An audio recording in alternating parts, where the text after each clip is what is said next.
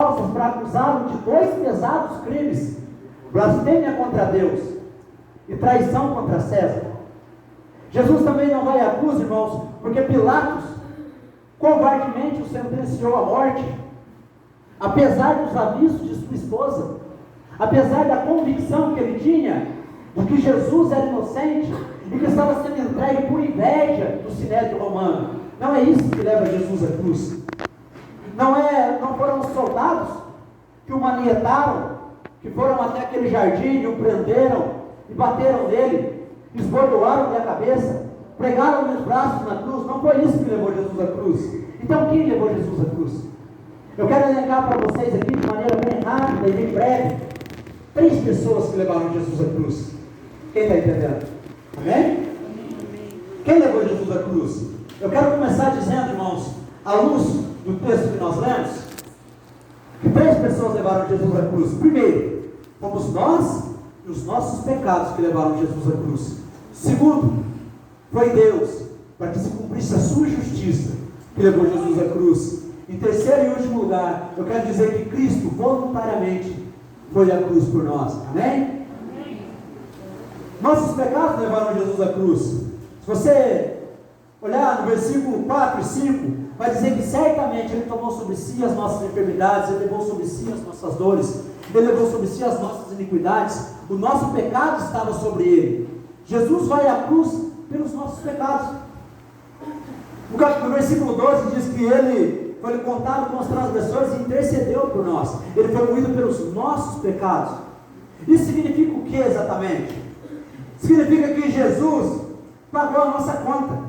Ele morreu em meu e o seu lugar. Colossenses capítulo 2, versículo 14 e 15, está escrito o seguinte: havia um escrito de dívida que nos era contrário, mas Cristo pagou, cravando na cruz do Calvário. Eu e você merecíamos a morte, eu e você merecíamos o inferno, eu e você merecíamos a condenação eterna, mas Cristo morreu para que eu e você recebêssemos vida.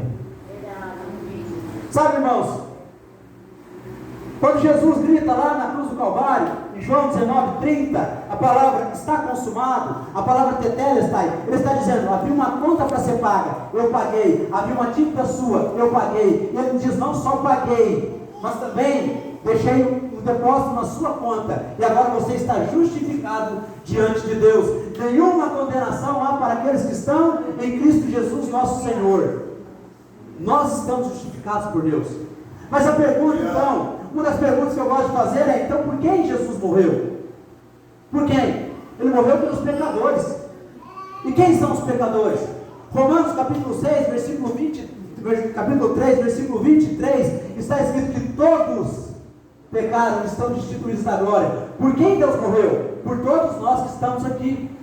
E talvez você olhe para mim e diga: irmão, pode até ser, mas eu nunca roubei, eu nunca adulterei, eu nunca fui desonesto, eu nunca menti, né? eu nunca tive um pecado tão grave que merecesse que Jesus morresse em meu lugar. E a pergunta nessa noite é: o que é pecado à luz da Bíblia? Por quais pecados Jesus morreu? O que é pecado à luz da Bíblia? Pecado à luz da Bíblia, segundo 1 de João, capítulo 3, versículo 4, João diz que pecado é a quebra da lei. E aqui eu gostaria, não vai dar tempo de fazer muita coisa, mas vamos lá. Eu gostaria que vocês pensassem comigo a respeito de lei, porque nós estamos sofrendo com os pregadores pós-modernos da graça que têm atacado a lei. Uma geração de pessoas pregando, atacando a lei, dizendo que a lei era ruim, que a lei é injusta, né? que Deus, parecia que Deus no Velho Testamento era um Deus ruim, ranzinza. Aí vem o Novo Testamento, ele se converteu e agora ele é um Deus bom. Porque agora nós somos salvos pela graça, não tem mais lei. Citando Romanos 10:4, que diz que o fim da lei é Cristo, essas pessoas defendem que não há mais lei. E isso é um perigo, irmãos. Porque tem muita igreja que prega a salvação sem obediência.